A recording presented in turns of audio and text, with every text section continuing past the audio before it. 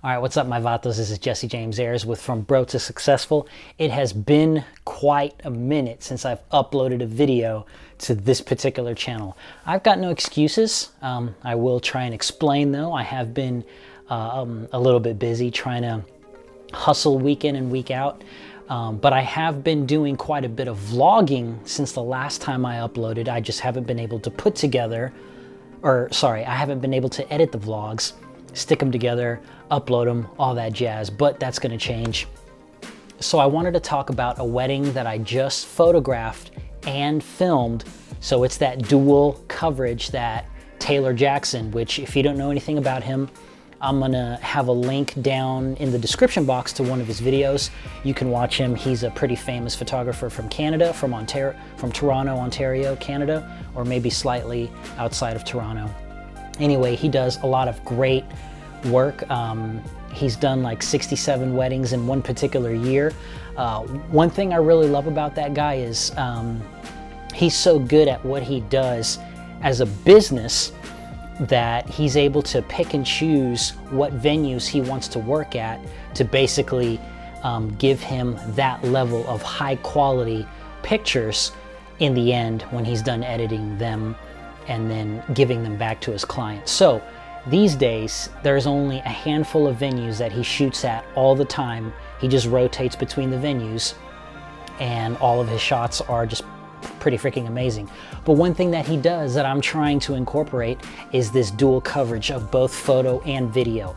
Now, I love the video side of wedding cinematography. I prefer that, but being that I also love to take photos, I want to be versatile in that particular area. So this particular video is what I would consider a fail, being that this is the first time that I've attempted both photo and video dual coverage at a wedding.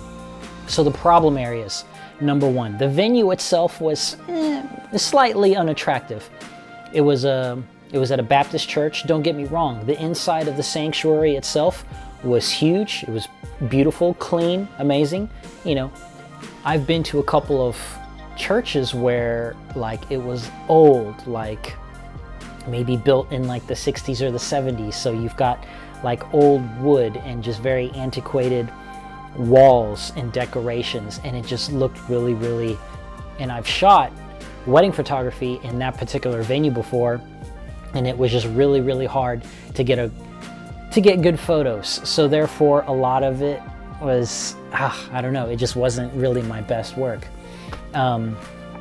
So at this Baptist church, everything was beautiful, everything was nice. It just wasn't the most attractive, really. So where the women were getting ready at, it was a huge room. It was a huge children's room.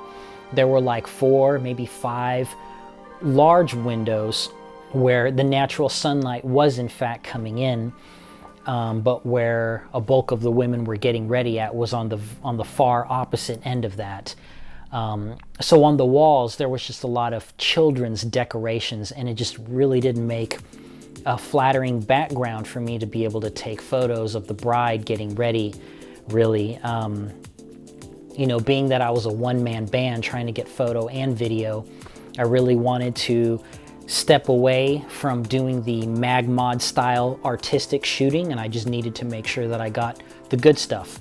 I did try to do some of that artistic shooting, some of that moody lighting, but I just wasn't nailing it the way I wanted to. I tried it on the dress, on the wedding dress. I had an issue with the wedding dress. I didn't exactly get the shot that I wanted, so I wound up texting my good friend, the husband, afterwards while they were on their way to their honeymoon, and I asked them, well, whenever they get back, if I could possibly borrow that dress, stick it in a more beautiful location, and then take a photo there.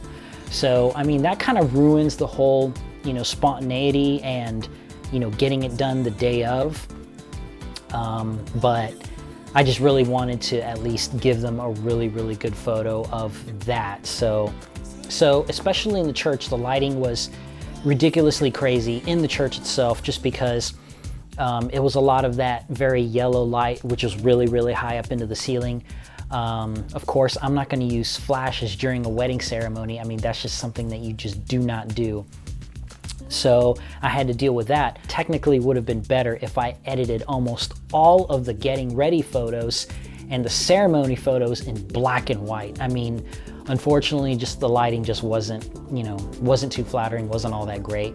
There was no sunlight coming in through the church, through the sanctuary itself. It is what it is. You just have to work with it. Another problematic area which caused me to, in my opinion, fail doing this dual coverage is when I was photographing the ceremony itself, I was using my Sony a7 III along with my Canon 24-70 lens. Now with my Canon 24-70, that means that I needed an adapter, and I was using the Viltrox version 4, I believe is what it was.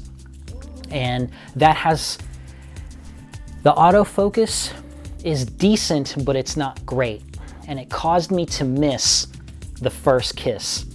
So it caused me to miss it because, for one, I wasn't exactly in the area that I should have been when the preacher or the pastor got up and said, "You may now kiss the bride," blah blah. I didn't expect it.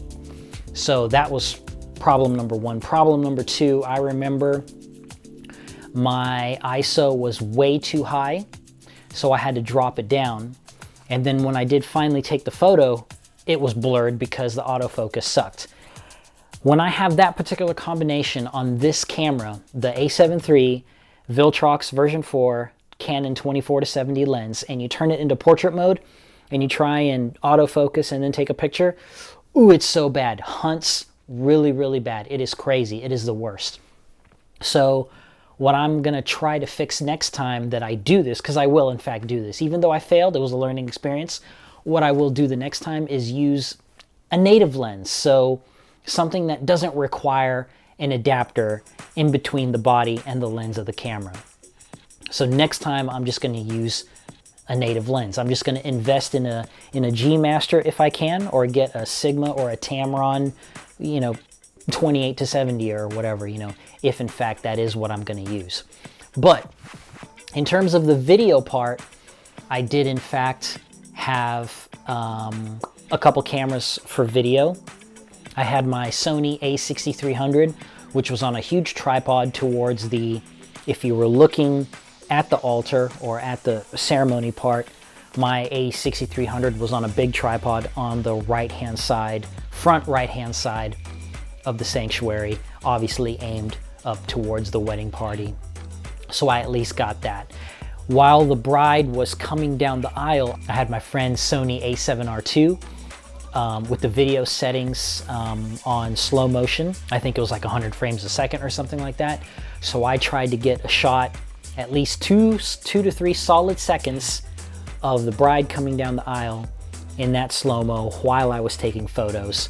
So I would have used a gimbal, but my gimbal, I've got the Zhiyun Crane version 2, not the 2, but the version 2, the Zhiyun Crane version 2. The gimbal broke on me a couple weeks ago, or no, actually a month ago, and I haven't been able to replace it. I tried to borrow a friend's Ronin S, but he was out of town, so I couldn't exactly borrow it from him. So the thing that I'm going to switch next time, the next time that I do this, I will make sure that I have a gimbal for my left hand holding the video so that I can at least hold it steady, while with the right hand I can take photos with native glass instead of some sort of an adapter. I don't care if it's, I don't care how good the Sigma MC11 adapter is. I don't care how good the Metabones adapter is. I just don't trust it. I cannot afford to do a wedding to strangers that I don't know, paying me a whole lot of money, and miss that shot. That's not a shot you're supposed to miss. That really isn't. So next time, that's what I'm gonna fix. Now, the last problematic issue that I had was we had to go and take photos outside at this botanical gardens, and it was so incredibly hot and humid. So incredibly hot and humid. I could only get about half of the shots that I really wanted to. Half of the shots of just the bride and groom after they did their first look, and then half of the shots of the entire wedding party together. I felt like I couldn't really get creative with everything, and so therefore I just didn't feel like I got good shots, even though the very few photos of the entire day that I posted up on my Facebook page, everybody seems to like them. I personally just didn't feel like I was creative enough. You know, things were firing on all 12 cylinders that day. So I don't know. But you know what? I consider this a very great learning experience, and I hope you do too from watching the footage that I collected. I'm not as good as Taylor Jackson. Obviously, he's got way more experience than I do doing the whole dual coverage thing, but I hope you at least were entertained looking at my mess ups. And if you can take into an account the things that I messed up, if you can learn from me and fix that for you, hopefully that'll help, because I know that I'm gonna fix those things that I messed up on for the next one. Well, anyway, I am so sorry that this is the first video in months that I've posted, but I hope that you guys will continue following me. Please do hit that like and subscribe button, because that would be awesome, and I will see you guys on the next video.